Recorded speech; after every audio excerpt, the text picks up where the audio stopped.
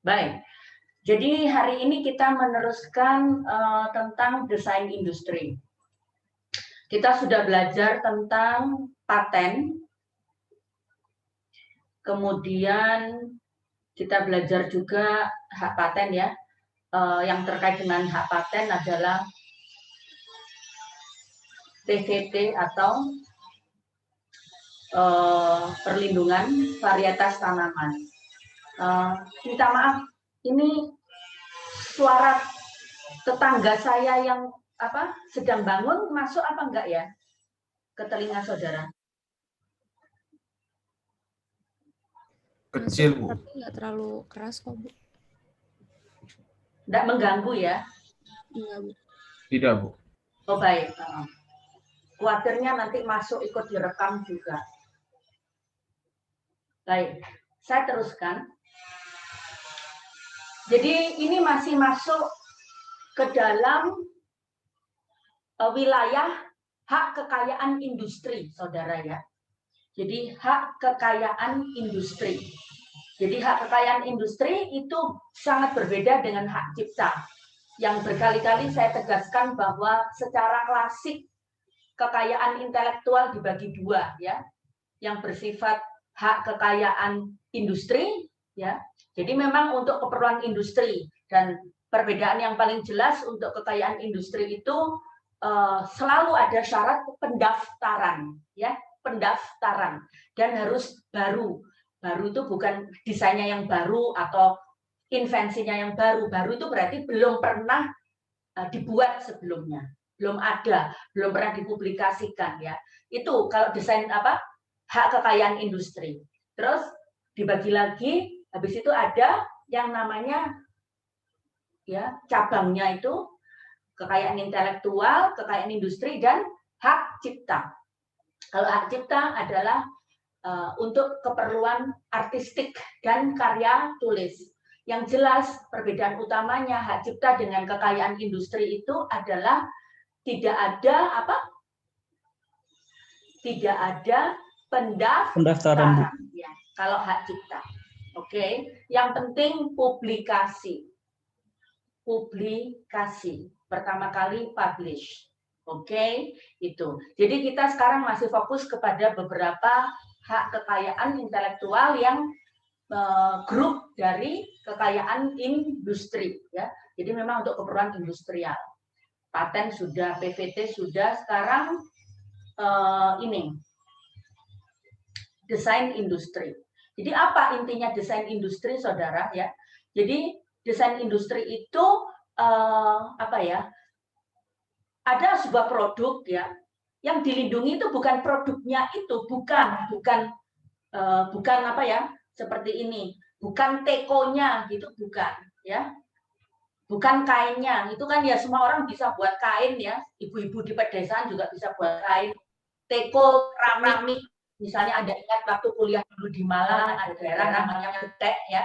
Betek itu juga tempat pembuatan keramik, bukan itunya, tapi apa? Estetikanya, saudara ya, estetika. Nah, misalnya di sini ya setiap orang otomatis akhirnya penilaian itu bisa relatif begitu kan. Namun di sini adalah kita lihat misalnya desain estetikanya ini enggak tahu ya, mungkin handle-nya atau ini ribbon atau pita ya. Kemudian ada garis-garis ya seperti buah melon. Nah, mungkin itu yang dianggap estetika.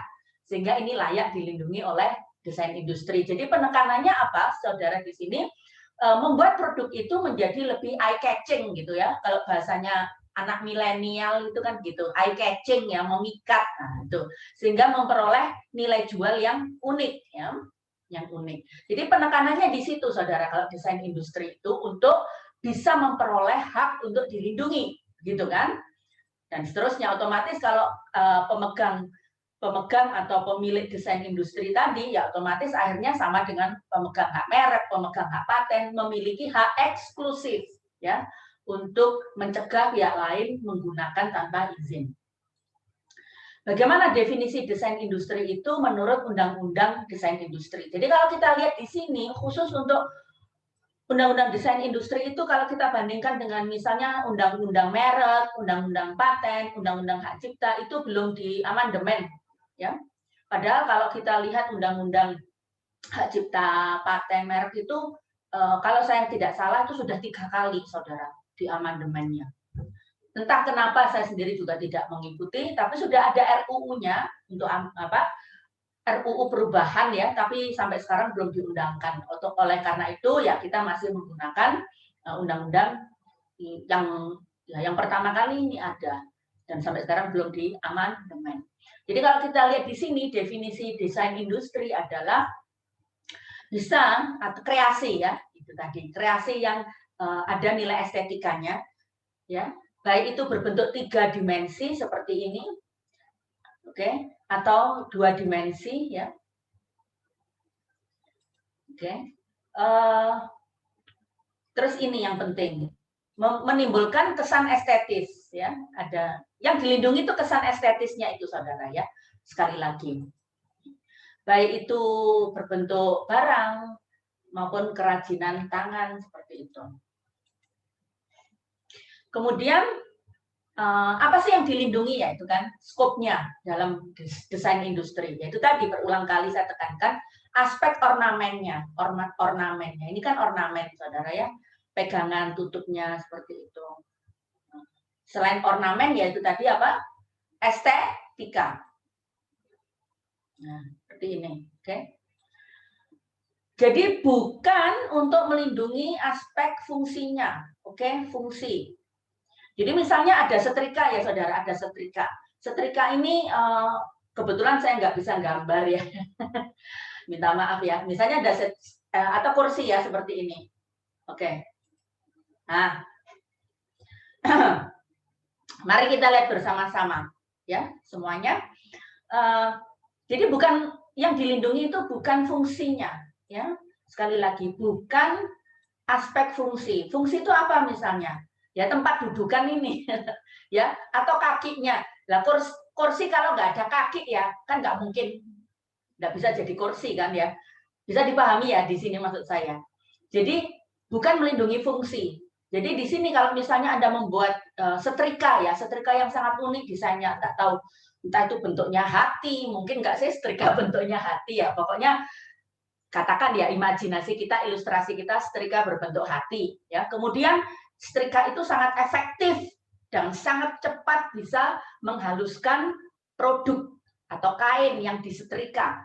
Nah, kecepatan siapa namanya setrika berbentuk hati tadi ya, berbentuk hati tadi dalam menyetrika dan menghaluskan kain yang disetrikanya itu tidak bisa dilindungi oleh desain industri. Karena itu merupakan fungsi, saudara.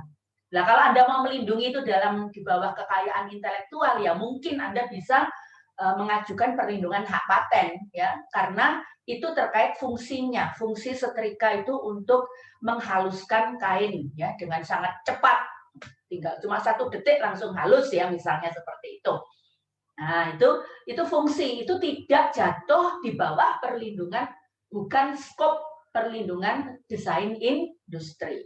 Jadi kalau kita kembali ke gambar ini ya, saudara, nah, ini kita lihat sekarang, coba Anda pikirkan sambil Bu Afifah cerita ya di sini.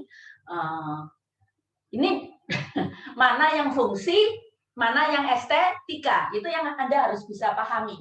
Sehingga dari situ Anda tahu mana yang bisa dan mana yang tidak bisa didaftarkan desain industrinya. Oke, nanti kita kembali ke sana, ke atas dulu.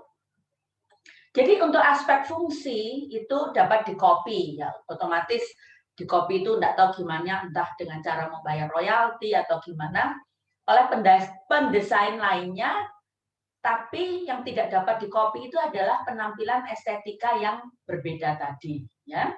Itu karena itu yang dilindungi di bawah desain industri. Jadi kembali ke gambar ini.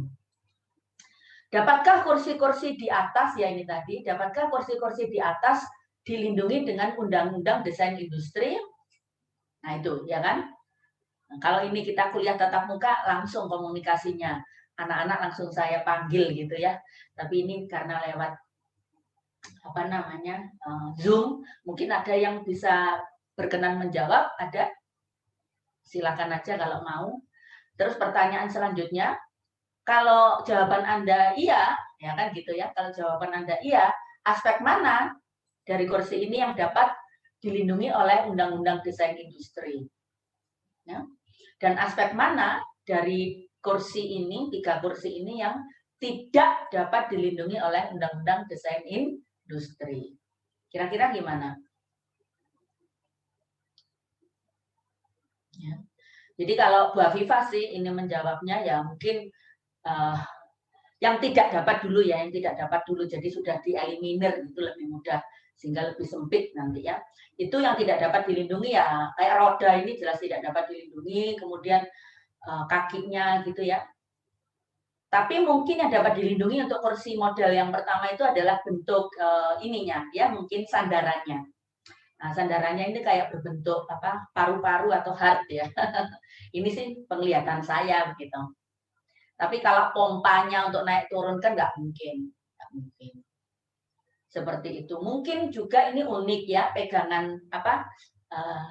Armrest. Armrest itu apa ya bahasa Indonesianya? Untuk kita menaruh dudukan tangan ya. Nah, terus yang kedua ini mungkin bentuknya ini kan yang unik ya.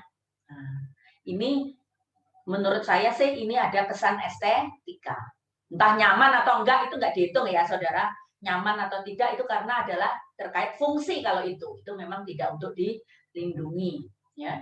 Nah, terus yang ini kursi lazy ya, lazy boy ini, lazy chair ini mungkin juga bisa dilindungi bentuknya ya yang unik. Tapi bukan nanti kalau itu bisa dinaik turunkan itu bukan ya. Kalau ini bisa dinaik turunkan seperti itu supaya nyaman di kaki gitu kan. Itu bukan estetika. Itu tidak dapat dilindungi di bawah desain industri. Oke. Jelas ya saudara?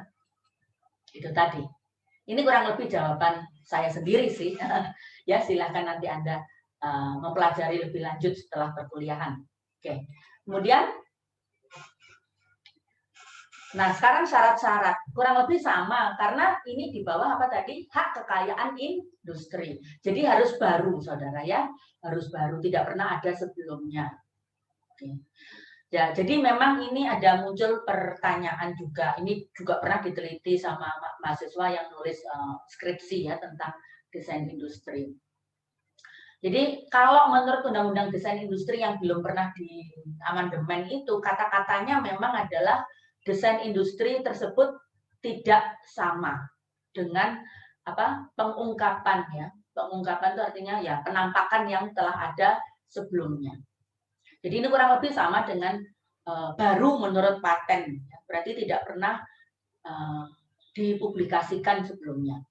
Baru itu artinya itu ya, bukan baru desainnya tapi tidak pernah dipublikasikan sebelumnya. Nah, pertanyaannya ini kalau mirip gimana Bu kan gitu. Mahasiswa ada yang bertanya kayak gitu. Kalau mirip aja tapi nggak sama. Nah, itu bisa diajukan permohonan perlindungan desain industri atau tidak kan gitu pertanyaannya. Ya. Ya ini memang agak ribet ini. Apa? Pasal ini dalam bahasa Jawa itu agak nyerimpeti ya, tidak sama gitu. Nah, kalau berarti kalau mirip gitu kan ya, mirip itu berarti bisa didaftarkan.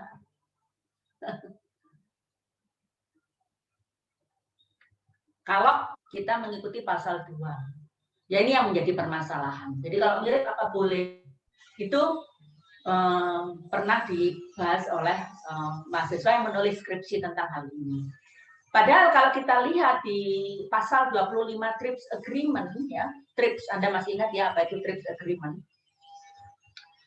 Yang penting syaratnya adalah itu tidak baru ya.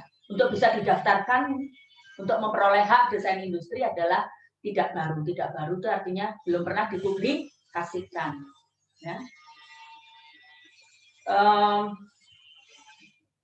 Dan dianggap itu sudah tidak baru atau tidak orisinil apabila tidak berbeda secara signifikan. Nah itu. Tidak berbeda secara signifikan itu nggak sama dengan pasal 2 Undang-Undang Desain Industri. Ya. Jadi misalnya pun mirip gitu ya. Ini kalau TRIPS agreement sih. Misalnya pun mirip, ya. Tapi secara signifikan, nah itu memang sekali lagi signifikan itu apa ya? Sangat subjektif ya, begitu ya. Sangat subjektif. Kalau miripnya itu signifikan, ya, miripnya itu signifikan, maka tidak bisa diajukan permohonan perlindungan desain industri. Begitu. Jadi ini ya hanya kata-kata lah ya. Silakan Anda lihat bagaimana implementasi dari pasal 2 Undang-Undang Desain Industri ini dalam, mungkin bisa Anda teliti juga dengan membaca beberapa putusan-putusan sengketa desain industri yang ada di Pengadilan Niaga ya. Bu Afifah rajin melihat itu di websitenya Direktori Putusan Mahkamah Agung. Ini karena kenapa kok di Pengadilan Niaga Anda harus tahu bahwa untuk sengketa hak kekayaan intelektual yang memiliki yurisdiksi ya, pengadilan yang memiliki yurisdiksi adalah Pengadilan Niaga. Itu banyak saudara, silakan Anda buka di Direktori Putusan Mahkamah Agung itu komplit sampai ke pengadilan tingkat pertama, kalau itu naik kasasi ya sampai kasasi itu komplit putusannya di situ. Itu banyak. Nah, mungkin di situ Anda bisa lihat bagaimana putusan dari Pengadilan Niaga itu terkait apa sih sesungguhnya definisi desain industri itu tidak boleh sama ya. Kalau mirip aja berarti boleh gitu didaftarkan. Nah, itu silakan Anda lihat ya di putusan-putusan tersebut. Terus, jadi ini penting seperti paten, sangat sama dengan paten untuk syaratnya. Jadi desain yang sudah dipublikasikan, intinya lewat katalog ya, walaupun itu nggak ada intensi sesungguhnya. Ya, karena kan para pebisnis itu kadang buta hukum ya. Jadi dia hanya ingin promosi gitu. Lewat katalog atau brosur, hilanglah nilai kebaruan dari desain industri tersebut. Sehingga desain itu sudah dianggap jatuh menjadi public domain, saudara. Dan otomatis tidak dapat diberi perlindungan desain industri lagi. Ya. Jadi definisi baru itu beda dengan baru dalam kamus besar bahasa Indonesia ya, nggak sama dengan kata baru dalam hak kekayaan industri. Itu artinya belum pernah dipublikasikan. Baik. Kemudian sama seperti hak kekayaan industri lainnya, Undang-Undang Desain Industri mensyaratkan adanya pendaftaran. Jadi first to file ya, itu ingat. Untuk semua kekayaan industri itu adalah syaratnya adalah first to file. Okay. Terus jangka waktunya perlindungannya memang pendek ya, 10 tahun dan tidak dapat diperpanjang. Sama seperti paten. Cuman paten kan 20 tahun dan tidak dapat diperpanjang. Ini nanti bedanya dengan merek. Jadi merek itu, saya lupa persisnya, coba saya cek lagi, tapi 10 tahun juga kalau nggak salah, tapi dapat diperpanjang. Ya memang begitu. Setiap ketentuan ada alasannya. Jadi kalau TRIPS sendiri juga memang membolehkan negara anggotanya memberikan perlindungan minimal ya 10 tahun. Dalam hal ini Indonesia memang juga mengambil yang syarat minimal, ngapain juga repot-repot ditingkatkan. Tapi kita juga nggak tahu juga ya, seperti misalnya hak cipta. Untuk hak cipta itu Indonesia awalnya waktu kita barusan meratifikasi TRIPS Agreement itu juga mengikuti syarat minimal gitu ya. Syarat minimal perlindungan jangka waktu yang diberikan oleh TRIPS yaitu seumur hidup pencipta ditambah 50 tahun setelah meninggalnya pencipta. Begitu. Tapi ujung-ujungnya setelah ada revisi atau amandemen ya yang terakhir itu tahun 2014 kita akhirnya ikut seperti negara-negara di luar negeri. Jadi dinaikkan, tidak lagi mengambil syarat minimum. Untuk hak cipta itu naik menjadi seumur hidup si pencipta plus 75 tahun. 75 tahun. Kira-kira kenapa ya kok Indonesia kok kayaknya waduh kok mempersulit begitu, padahal kan rakyat Indonesia juga membutuhkan kan gitu, membutuhkan buku-buku ya, karya-karya tulis itu. Nah, kalau tambah lama perlindungannya kan rakyat Indonesia kan juga tambah harus bayar royalti kan gitu ya, kasarnya seperti itu. Nah, mungkin ada alasan di sini karena kita sekarang hidup di dunia global gitu kan. Hidup di dunia global. Jadi kalau Indonesia sendiri tidak memberikan perlindungan selama itu seperti di negara lain ya. Negara lain kan sudah lama memberikan perlindungan hak cipta itu 10 tahun, seumur hidup pencipta ditambah berapa? 75 tahun. Indonesia awalnya cuma seumur hidup ditambah 50 tahun gitu ya. Nah, itu kan ya merugikan pencipta Indonesia sendiri gitu ya.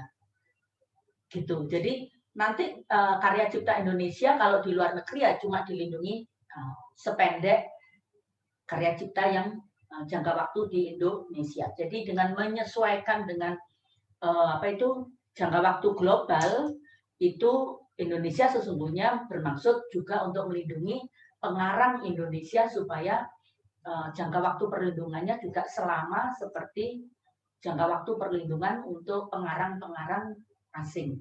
Mungkin itu. Jadi nggak tahu juga ini RUU desain industri itu kapan diundangkan.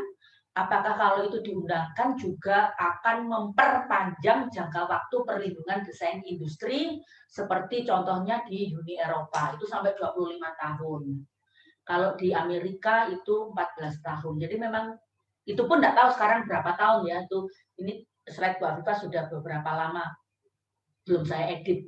Intinya untuk Indonesia itu mengambil syarat minimum cuma 10 tahun. Padahal di negara-negara asing sudah jauh lebih lama seperti itu. Bisa dipahami ya di sini.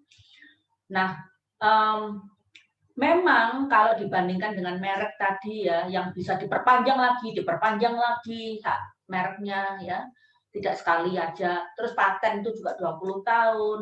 Apalagi hak cipta, seumur hidup si pencipta ditambah berapa tadi? 75 tahun. Kenapa jangka waktu perlindungan desain industri itu paling pendek gitu kan? Nah, itu ada alasannya juga sih saudara. Jadi karena banyak desain itu yang hanya bertahan di pasaran untuk jangka waktu yang tidak terlalu lama. Terutama misalnya kalau kita berbicara industri fashion ya. Itu cepat sekali namanya fashion itu muter-muter aja. Sangat cepat 2 tahun. Sekarang kita beri contoh seperti ya HP ya, HP. Jadi model dulu tuh sampai disengketakan kan yang namanya desain industrinya Apple ya dengan Samsung itu aduh kalau Anda lihat itu sengketa antara Samsung dengan Apple itu aduh di mana-mana ada. Seluruh dunia di semua pengadilan dimasuki oleh dua pihak yang bersengketa itu. Mulai sengketa dari sudut patennya sampai sudut desain industrinya misalnya. Nyatanya sekarang hampir semua smartphone itu ya smartphone itu kurang lebih modelnya juga hanya sama kan? Kurang lebih itu aja sama. Cuman tombol-tombolnya yang berbeda. Sehingga ini contoh juga kenapa desain industri itu perlindungannya tidak terlalu lama dibandingkan hak kekayaan intelektual yang lain. Karena memang bertahannya ya juga mau nggak mau itu sangat cepat berubahnya untuk desain. Entah karena konsumennya juga nggak minat lagi dengan desain itu, nggak cocok lagi ya. Atau ya selera pasar berubah sehingga tidak terlalu lama dilindungi itu. Sehingga kalau tidak terlalu lama dilindungi gimana dong Bu? Kan sudah capek-capek mendaftar, ya kan? Biaya pendaftaran juga nggak mudah dan seperti itu. Terus kemudian mendesain walaupun smartphone atau teko itu kan ya perlu tenaga waktu untuk mendesain Bu. Nah, itu kalau cuma 10 tahun terus gimana Bu? Apakah sudah menjadi public domain habis itu? Nah, itu bisa dipilih. Jadi misalnya ya bisa diteruskan dengan perlindungan hak kekayaan intelektual yang lain Misalnya bisa nanti dilindungi dengan hak cipta. Jadi desain itu tadi yang memiliki nilai estetika bisa juga kemudian dilindungi dengan hak merek. Jadi di sini kita memang lihat mahasiswa bahwa desain industri dan hak cipta, desain industri dan hak merek itu bisa overlapping, saudara. Bisa overlapping pada akhirnya. Ya. Nah, sekarang kita lihat, tergantung lawyernya. Itu kan yang membuat itu biasanya kan perusahaan desain industri itu. Ya, karena kan industri, jadi bukan personal. Lain kalau hak cipta itu rata-rata yang pemiliknya itu adalah individu. Tapi kalau desain industri ya karena industri biasanya adalah perusahaan. Seperti itu. Tapi bisa overlapping di sini. Sehingga lawyer itu Anda kalau konsultasi ke lawyer bisa tanya, Pak, untuk desain ini itu enaknya dilindungi oleh hak desain industri atau dilindungi oleh hak cipta, dilindungi oleh hak desain industri atau hak merek. Nah, di sini kita perlu tahu, ya kan? Kan kita perlu memaksimalkan, saudara. Perlu memaksimalkan perlindungan karya kita, kan begitu. Dengan mengetahui plus dan minusnya masing-masing hak kekayaan intelektual tersebut, begitu.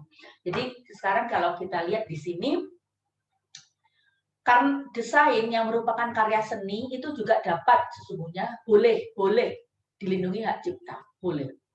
Ingat, hak cipta itu juga boleh dimiliki oleh person yang merupakan reh person atau badan hukum. Jadi hak cipta itu bukan hanya boleh dimiliki oleh manusia, tapi juga oleh reh person atau badan hukum.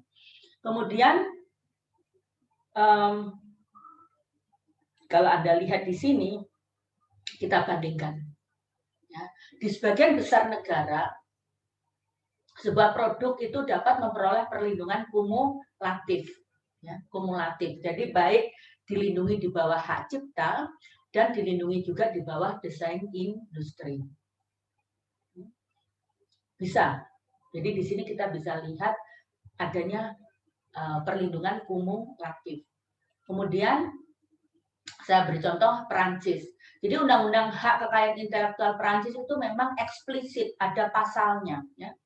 Ada pasalnya yang menyebutkan bahwa karya desain industri, ya, bisa dilindungi oleh hak cipta, ya. Jadi karena beda, misalnya dengan Australia itu lain lagi, harus milih, ya. Kalau di Perancis itu bahkan sudah ada pasal preemption clause atau non preemption clause. Maksudnya apa? Jadi kalau sebuah karya itu sudah didaftarkan desain industrinya, oke, itu tidak memblokir pemilik desain industri itu untuk memohonkan juga perlindungan di bawah hak kekayaan intelektual yang lainnya. Itu jelas ya di sini ya. Itu. Jadi itu eksplisit ditulis di dalam Undang-Undang Kekayaan Intelektual di Perancis. Jadi pendaftaran sebuah karya di bawah desain industri itu tidak memblokir karya yang sama untuk didaftarkan di bawah hak kekayaan intelektual lainnya.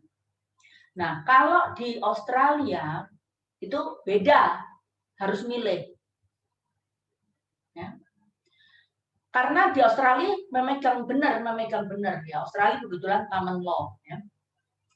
Dan itu kita dapatkan ketentuan ini mungkin tidak tertulis eksplisit ya, tetapi dari banyak putusan-putusan pengadilan. Karena sekali lagi kalau di Australia itu sumber hukum utamanya jurisprudensi, ya kan mereka negara common law menggunakan asas presiden. Jadi kalau di Australia itu jurisprudensinya adalah,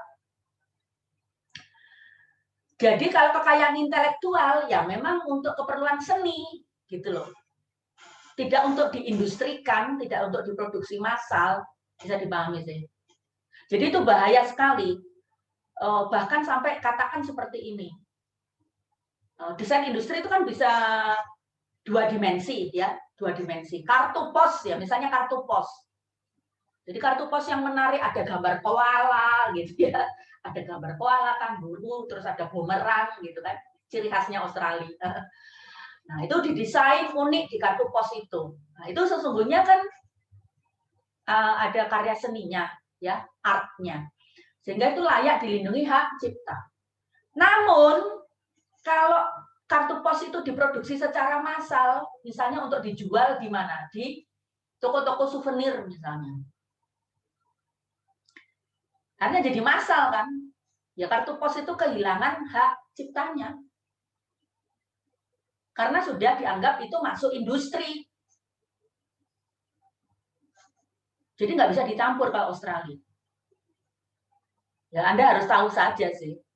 Karena Anda bisa saja memproduksi sebuah karya yang kemudian dijualnya di Australia, ya. Jadi yang mengatur apakah karya Anda itu di Australia loh ya, bukan di Indonesia. Di Australia itu masuk hak cipta atau masuk desain industri, ya hukum setempat, ya kan? Nggak bisa hukum Indonesia dibawa ke sana, ya nggak bisa toh. Kan ada azas teritorial, ngerti sih? Nah, itu kena ini. Jadi sempit sekali pengertian produk gitu. Produk untuk bisa dilindungi oleh hak cipta. Kalau sudah diproduksi massal, ya massal itu seberapa? Berdasar banyak putusan pengadilan di sana, 50 kopi gitu ya, itu sudah dianggap massal, hilang sudah hak ciptanya.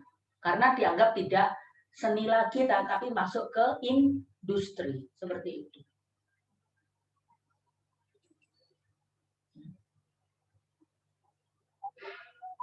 Nah, Indonesia gimana? Ini sekali lagi Indonesia ya begitu itu. Apalagi juga undang-undang desain industrinya itu ya disusun cepat-cepat setelah Indonesia meratifikasi TRIPS Agreement kan. Indonesia meratifikasi TRIPS Agreement itu tahun 1994, kemudian diberi jangka waktu grace period ya karena kita negara berkembang gitu. Untuk menyesuaikan segala peraturan perundang-undangan sampai 2 tahun. Jadi undang-undang hak cipta yang pertama kali itu tahun 96. Habis itu pelan-pelan paten masing-masing sampai akhirnya kita membuat undang-undang desain industri. Semuanya semata untuk menyesuaikan dengan ratifikasi TRIPS pada tahun 94 yang dilaksanakannya mulai 1996. Jadi kita bisa lihat itu masih sangat masih sangat baru sekali pada saat itu undang-undang itu dan sampai sekarang belum diamandemen sehingga ketentuan overlapping antara desain industri dengan hak cipta itu saudara ya tidak ada aturannya memang di Indonesia sehingga mau tidak mau akhirnya kita melihatnya ya, kita semua melihatnya ya dari praktek hukum yang berlaku. Praktek, bukan karena ditentukan oleh undang-undang. Jelas ya. Karena tidak seperti Australia atau Prancis yang memang sudah ditentukan oleh undang-undang. Nah, ini jadi saya lihat di sini yang saya berikan contoh di sini adalah overlappingnya desain industri dengan hak cipta. Oke. Ini jelas desain. Mananya? Bukan botolnya, saudara ya. Bukan botolnya atau tutup ini karena kita berbicara fungsi. Ngerti sih ya, saudara maksud Bu Afifah ya. Jadi ini estetikanya itu yang eye catching itu. Nah, jadi misalnya tutup botol yang desainnya adalah dengan kepala Mickey Mouse misalnya. Itu yang dilindungi oleh desain industri, oke? Tapi juga bisa dilindungi dengan hak cipta kan? Ngerti saudara ya? Bisa dilindungi dengan hak cipta juga. Karena ini ada artistiknya ya. Cipta itu kan artistik, selain karya tulis juga artistik.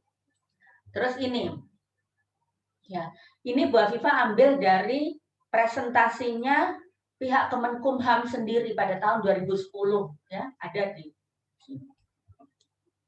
Jadi kalau Anda lihat di sini seni lukis ini art ya, artistik seni, berarti dilindungi hak cipta. Tapi kemudian seni lukis yang sama menjadi desain tas ya, koper ini ya, mungkin Anda nggak bisa lihat.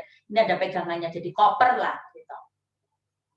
Jadi artinya bisa dilindungi baik dengan hak cipta maupun dengan desain industri pada saat lukisan motif batik ini menjadi tas. Misalnya seperti itu. Oke. Intinya kalau kita lihat di sini berarti karena ini yang presentasi adalah Dirjen Kekayaan Intelektual Kemenkumham, berarti Indonesia membolehkan seperti Prancis membolehkan perlindungan desain industri sekaligus memberikan juga perlindungan hak cipta atas desain yang sama tadi. Ya kalau kita lihat di sini. Nah itu tadi Mbak Viva bilang karena memang undang-undang hak desain industri sendiri tidak mengatur tentang itu. Demikian pula undang-undang hak cipta yang terbaru pun tidak mengatur boleh tidaknya overlapping ya. Sehingga kita lihat dari praktek dan ternyata di praktek itu diperbolehkan. Walaupun tidak ada pasalnya. Nah, kalau seperti ini Saudara, ini apa namanya? Prototype ya. Prototype. Ya, ini memang hanya bisa dilindungi dari desain industri. Itu sudah kesepakatan. Di mana-mana seperti itu. Karena ya mana artnya nggak ada ya. Tapi ada desainnya kan. Walaupun nggak tahu juga ya, sulit juga sih kita bilang estetikanya mana gitu kan. Karena tadi Bu Afifah kan bilang hak desain industri itu untuk melindungi estetika. Tapi memang ya sulit juga. Mana estetikanya? Tapi ini juga seperti kalau kita berbicara hak cipta. Nanti kalau kita memasuki kuliah hak cipta, Saudara, itu sama. Jadi hak cipta itu salah satu yang dilindungi dan itu barusan saja saya setelah TRIPS Agreement. Ya TRIPS Agreement itu kan sesungguhnya untuk mengakomodasi kepentingan negara maju. Jadi kalau kita berbicara hak cipta itu kan untuk art and literature, ya, artistic and literature works. Jadi karya yang artistik dan literature itu yang dapat dibaca, literatur. Nah, terus program komputer itu kok juga dilindungi hak cipta. Jadi kalau Anda buka Undang-Undang Hak Cipta Indonesia sesuai ketentuan TRIPS, itu program komputer itu perlindungannya di bawah hak cipta. Mana artistiknya untuk program komputer ya? Kalau Anda lihat bahasa program komputer itu kan cuma 0101 0001 ya kayak gitu-gitulah. Ya Anda lihat aja bahasa komputer. Mananya? Juga nggak bisa dibaca. Dia bukan literatur. Juga nggak artistik, tapi jatuh di bawah perlindungan hak cipta. Kalau berdasar TRIPS Agreement dan Undang-Undang Hak Cipta Indonesia. Ya memang ya begitulah. Jadi antara judul dengan apa namanya isi atau prakteknya bisa berbeda. Sama juga dengan desain industri. Jadi untuk prototipe itu ya prototipe industri itu walaupun tidak ada estetikanya itu boleh didaftarkan perlindungan desain industrinya seperti ini boleh. Oke, prototipe. Cetak biru yang intinya cetak biru. Tapi tidak bisa dilindungi hak cipta. Kalau program komputer itu bisa dilindungi hak cipta. Misalnya seperti itu. Oke. Terus sehingga dalam prakteknya dunia bisnis di Indonesia berusaha untuk melindungi desain produknya baik itu hak desain industri maupun dengan hak cipta untuk ya seluas mungkin lah melindungi kekayaan intelektual mereka. Sehingga kita perlu tahu sekarang perbedaan utamanya apa, plus minusnya begitu loh ya. Plus minusnya. Kalau saya sebagai lawyer ya karena daftarkan itu juga nggak murah kan Saudara, nggak murah. Jadi kalau Anda pengusaha kecil menengah gitu ya, berusaha golongan ekonomi lemah ya misalnya small scale industry itu apakah worth it untuk mendaftarkan desain industri yang harus ada nanti ujiannya, diuji dulu dengan persyaratan macam-macam, terus biaya konsultan hakinya yang nggak murah, sehingga ya mungkin kalau untuk perusahaan golekmah atau golongan ekonomi lemah ya cukup dilindungi dengan hak cipta, misalnya seperti itu. Tapi kita semua tahu di sini plus minusnya. Jadi silakan Anda baca lagi, ya. Baca sendiri, nggak usah saya diktekan. karena sudah sangat amat jelas ya di situ di tabel ini. Nah, sekarang saya masuk ke overlapping-nya antara desain industri dan paten. Oke. Ya, ini HP jadul ya. Jadi Bu Afifah pernah memiliki ini dan awetnya alhamdulillah udah deh. Kuat sekali, baterainya juga awet. Ya karena hanya untuk pakai telepon, telepon SMS kan gitu waktu itu. Orang tua Anda pasti juga punya ini HP jadul Nokia. Sekarang sudah wafat Nokia. Ada lagi sih tapi yang menjual bukan Nokia Swedia, enggak tahu apa. Nah, kalau dari sini Anda bisa lihat ya. Oke.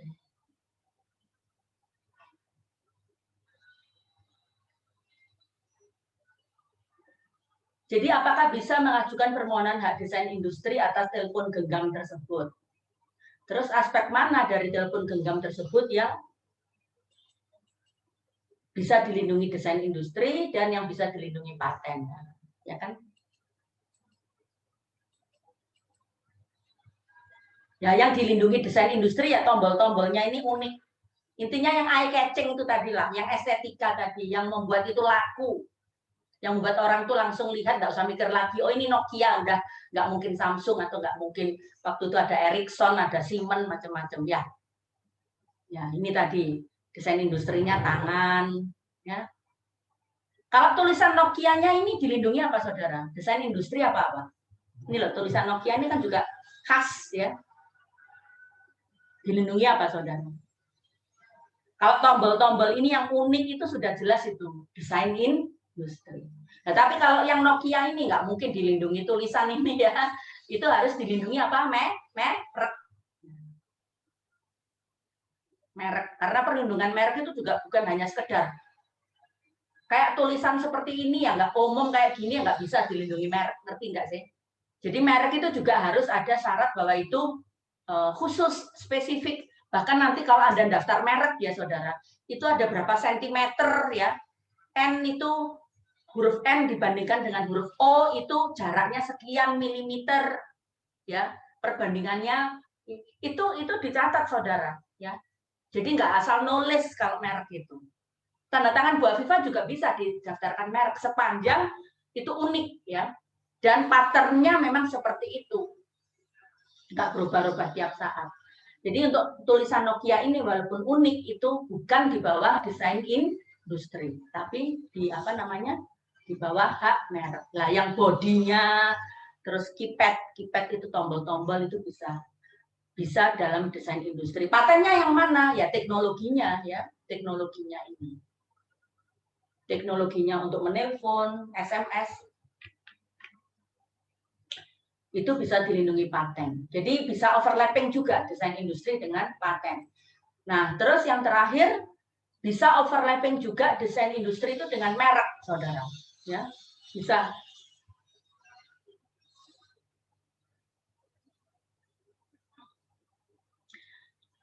Ya. Jadi desain industri, Anda pasti tahu ya. Kan kita baru merayakan Valentine tanggal 14 Februari. Merayakan enggak nih, teman-teman? Ya. Jadi ini desain industri. Tapi jangan kaget saudara bahwa desain unik kuning ya, kuning kemudian segitiga ini ya, itu juga didaftarkan sebagai trademark saudara. Karena nanti kalau kita belajar merek ya, mungkin minggu depan kalau ini kelar hari ini, itu trademark itu ya bisa dalam bentuk tidak harus 2 dimensi, saudara. Ya, nah, seperti botol Coca-Cola ini, kontur itu ya bodinya ya, yang melekuk-lekuk itu juga didaftarkan sebagai trademark. Jadi trademark itu tidak hanya 2 dimensi, tapi juga 3 dimensi. Ya.